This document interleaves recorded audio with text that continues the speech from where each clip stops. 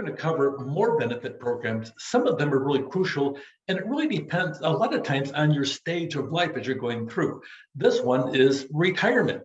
I know if you're in your 20s, this seems like a long ways away because it is as you go through. But planning early is a big deal. Looking for a company that has a pension plan is also a big deal because if you don't, then you need to fund one yourself. Just a commentary as you go through. This class doesn't cover a lot of this, but that being said, if you start at the age of 20, maximizing your IRA or 403b contributions of $6,000 on an annual basis, no matter what, you start at 20, 5.75% interest. By time you hit 60, you'll have over $1.2 million saved, and you will be able to retire a millionaire, literally a millionaire as you go through. But you can't miss it. You must start at 20. You must think about these things because when you're 20, you don't even think what's going to happen 40 years later because of the fact you're so busy, because life is so busy as you go through, and you're trying to sit down there and establish your career and go up. Start early, pay early. Don't make a mistake. I didn't start my pension plans until I was in my 30s as you go through because I was so busy helping save the world as you go through. I recommend start early in the process. So we're talking about retirement. There's two different types of plans. One is called a defined benefit. A defined benefit is wonderful and it's highly sought after if you understand the retirement plan as you go through. What it means is you work here for this period of time and we will contribute this percentage into your retirement account. And when you retire, you'll make this much money every single month.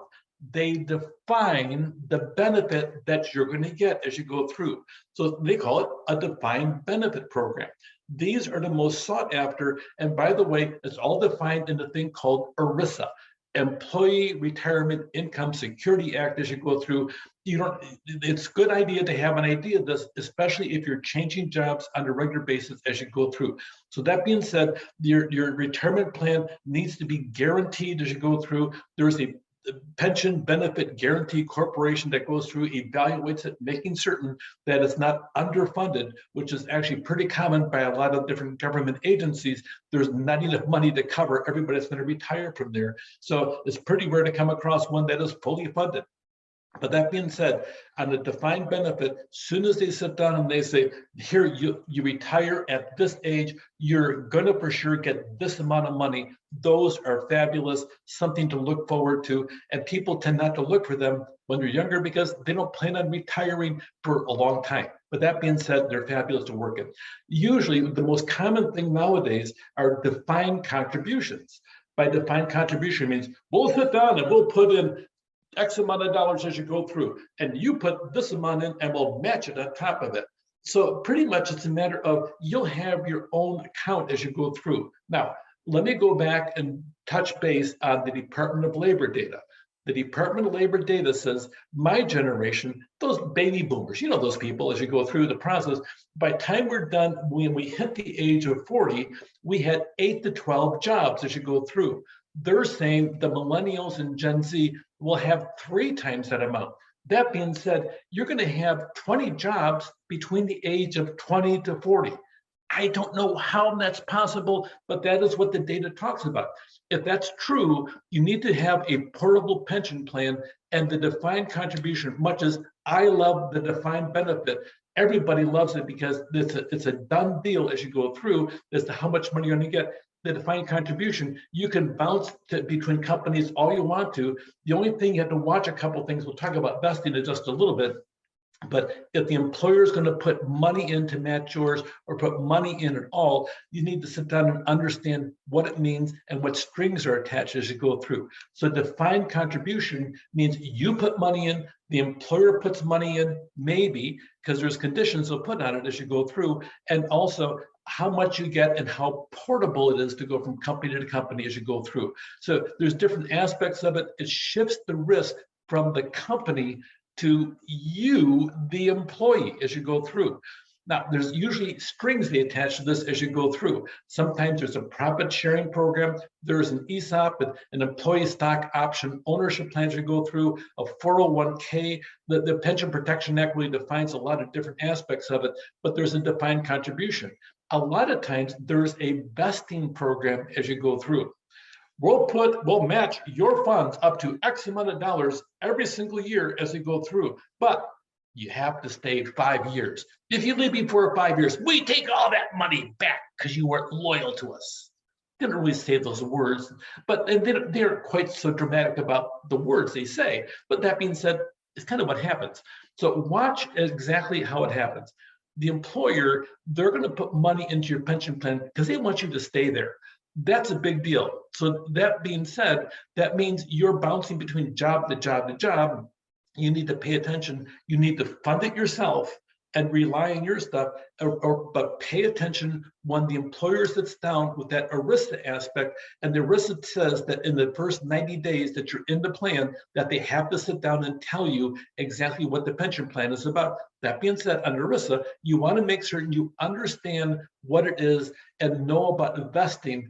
Do not ignore that. It's a big deal. If you're in human resources, this is a big deal, making certain you're clear as to telling the employees what they're involved in as you go through. The relationship to age between savings and so on, here is a really good range. The $3,000 is saved annually. That's not enough, especially in today's economy. You need to be saving the whole aspect of $6,000 or more if you can save that for retirement, just to make certain you offset future costs in the process. You also have a cash balance plans where all contributions come from the employer. It sounds even better, doesn't it, as you go through, and the rate's guaranteed in a defined benefit plan. That's a nice deal. So if you can pull off a cash balance plan, you have a defined benefit. You'll know exactly how much you'll make when you retire versus a defined contribution where you're putting money in, your employer is putting money in, maybe as you go through, and really know about vesting. Vesting is not about an outfit that you wear. Vesting is about how much access you have to the money and how many years you have to work before you get access to the money or vested with the company to keep that money in case you ever leave as you go through.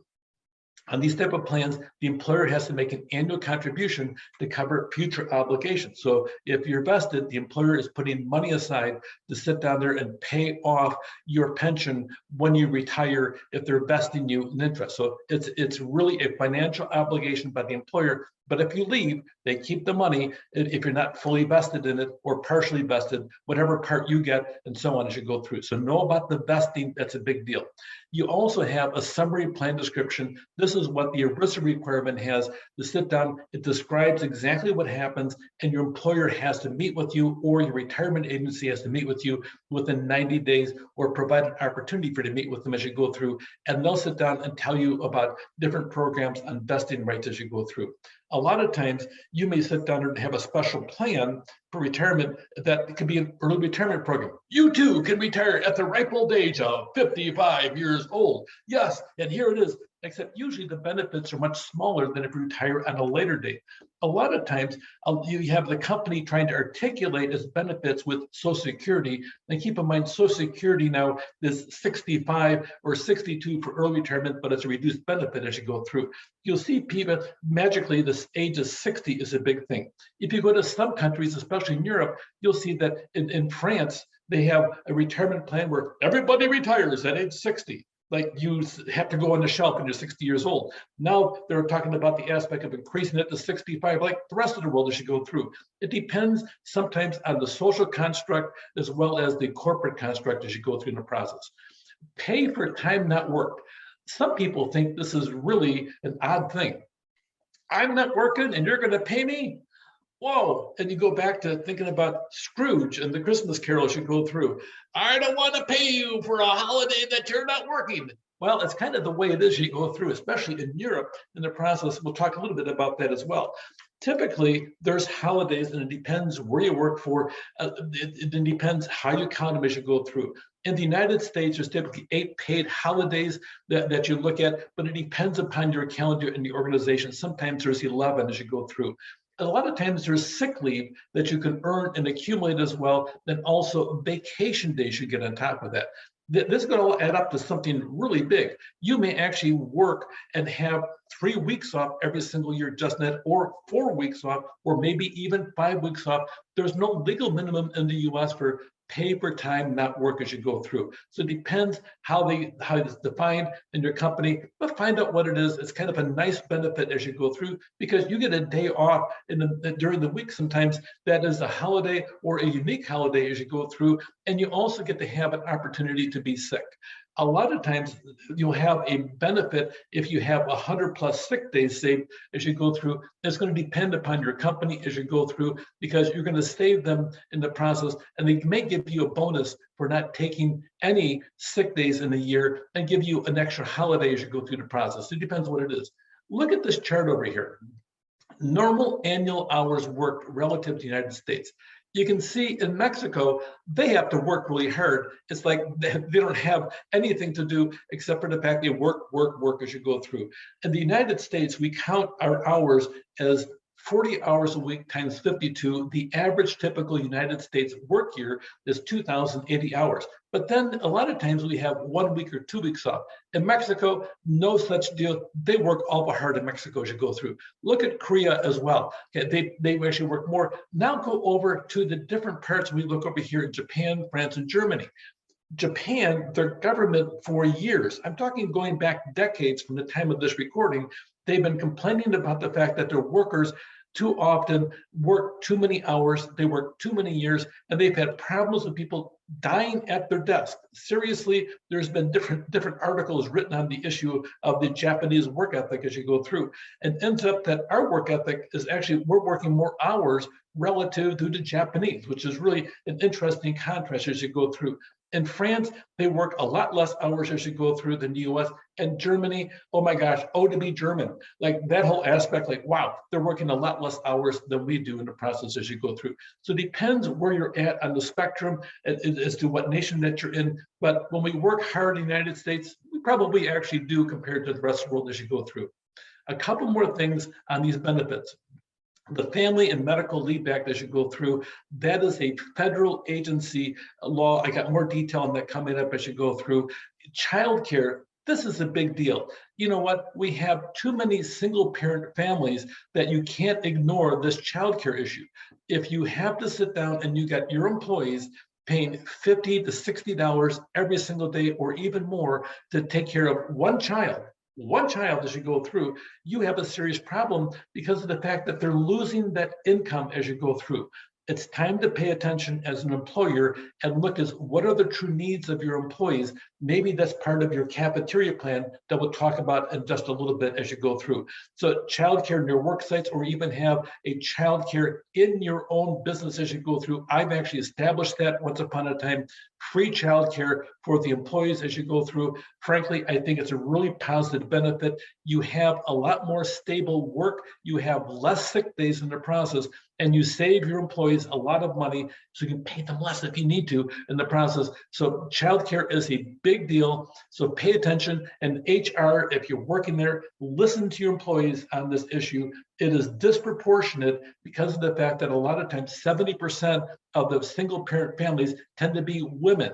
So pay attention to this. This is a need in our society. And I'm talking to you as maybe a future HR professional that to pay attention to this as you go through. Flexible work arrangements. Nowadays, since we've gone through the COVID aspect of it, flexible work is a big deal out there, because a lot of times employers now are interested in seeing the balance between working in a workplace and working at home as you go through. Two things. The Family Medical Leave Act, FMLA, is a very common jargon as you go through. It applies pretty much to all your public agencies and companies with 50 or more employees. It's up to 12 weeks of unpaid leave each year because of birth, placement of the child, care of immediate family member, or medical leave when you're unable to do the work.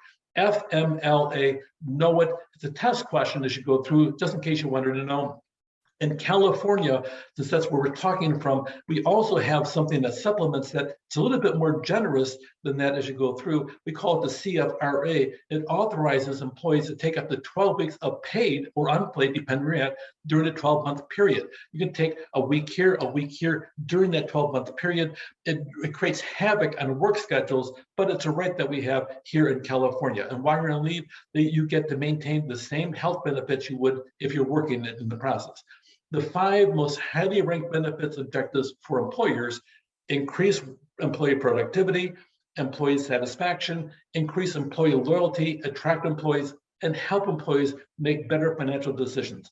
All 5 of these are met when you have a good, solid benefit program, but it costs money as you go through. Retirement, you need to know about defined benefit or defined contribution, know about vesting, and start early as you go through. Pay for time at work. Everybody likes that aspect of it. So make certain during any orientation or any type of recruitment strategies, you put that stuff out there as you go through. And also, I want you to know about the Family Medical Leave Act, okay, or if you're here in California, what CFRA is all about. Take care.